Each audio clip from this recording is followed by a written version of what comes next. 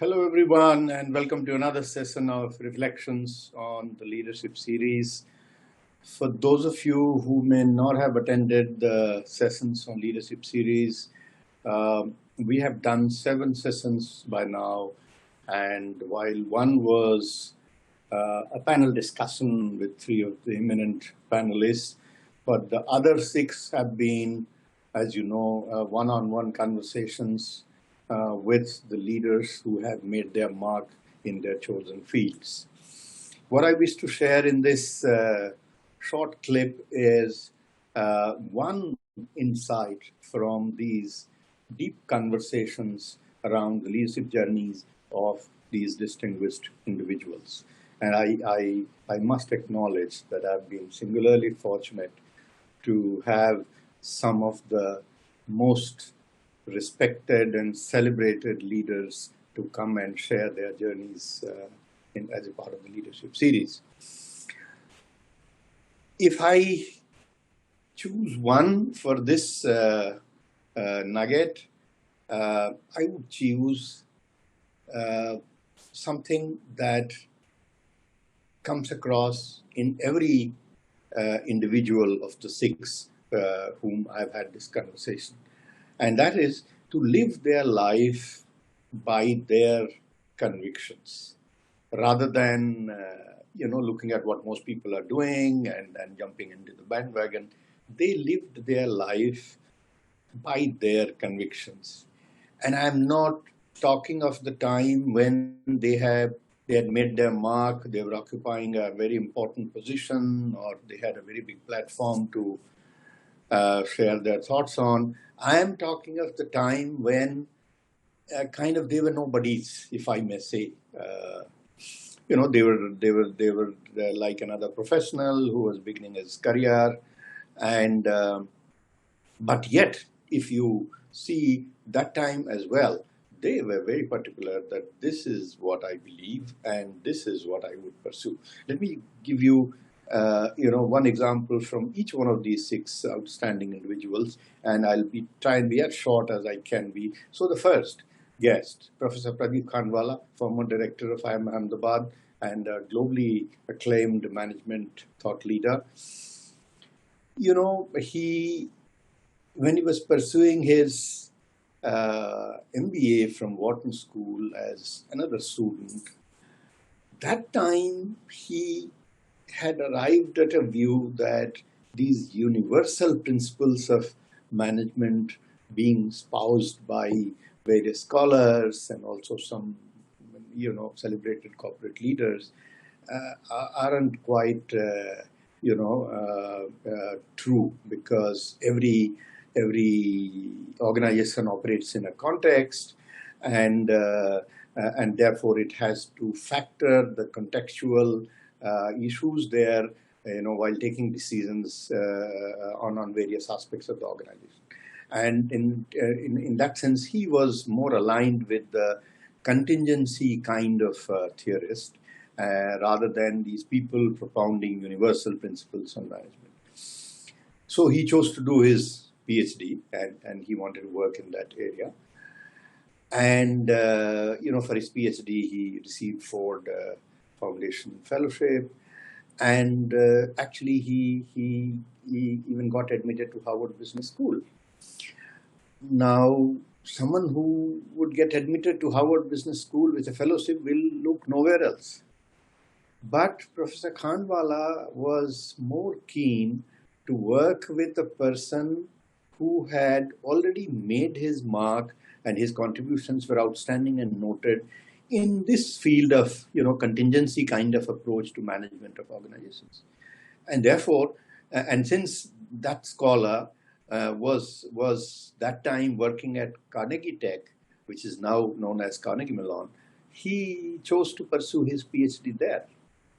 I mean, this is just one example from many that I kind of got to know in the course of this conversation. So that's one example from Professor Khandwala. Take the second guest, Dr. Santrupta Misra, easily one of the most successful and celebrated HR and business leaders in the country.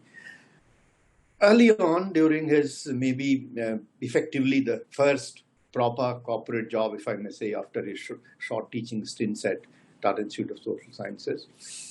As a person responsible for the learning and development activity of Hindustan Lever, when one of the participants who was undergoing a program approached him that he has been called by his director to office and he will have to leave the course, Dr. Santrup Misra thought that this was not in order. And he said, all right, let me get back to you. I'll tell you how to go about it. And Dr. Misra chose to meet the director who had called him.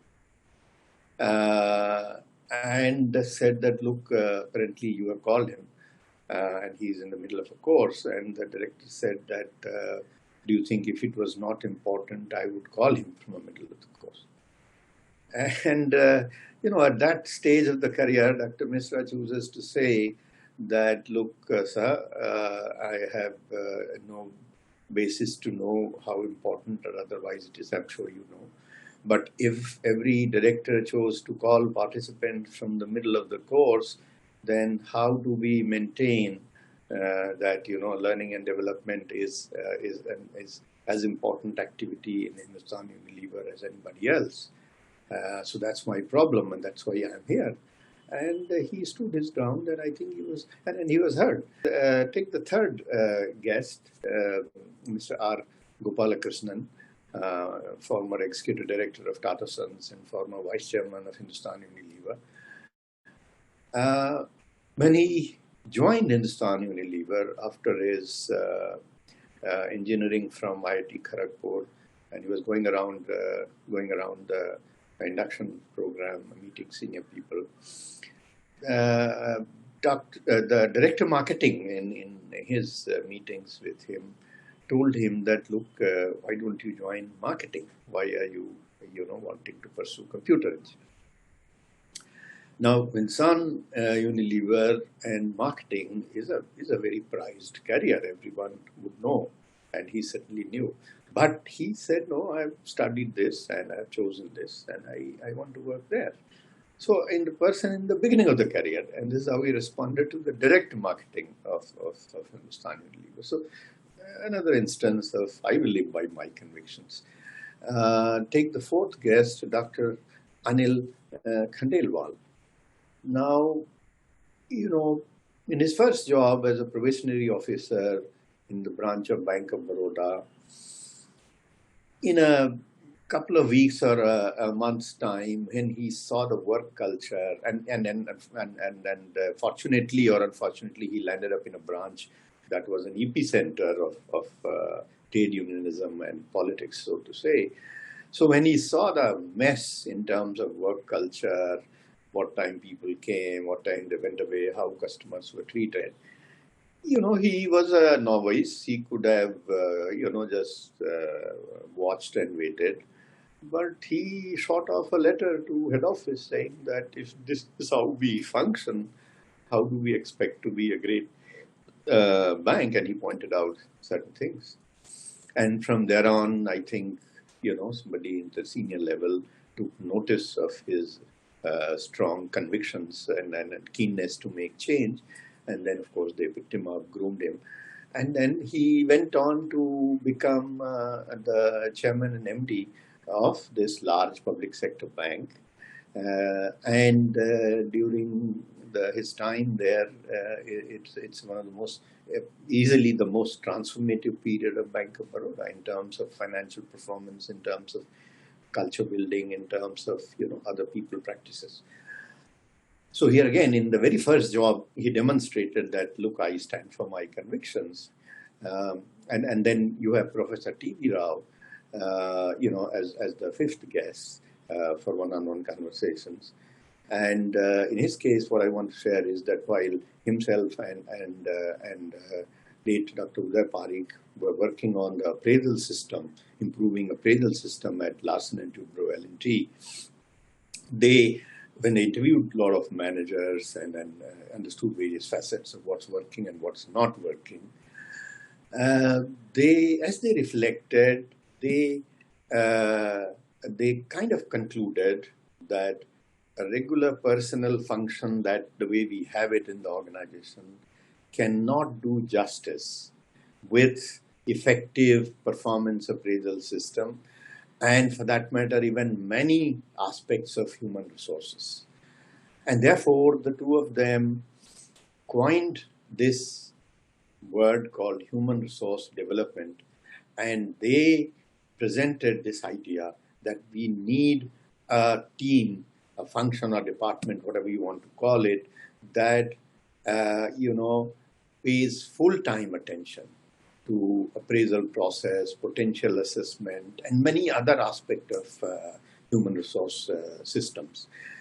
And so convinced and passionate were they that they not only kind of implemented it in Larsen and Toubro, but they went about in every forum available to present their ideas, to highlight what is the potential of this idea to contribute to the organization.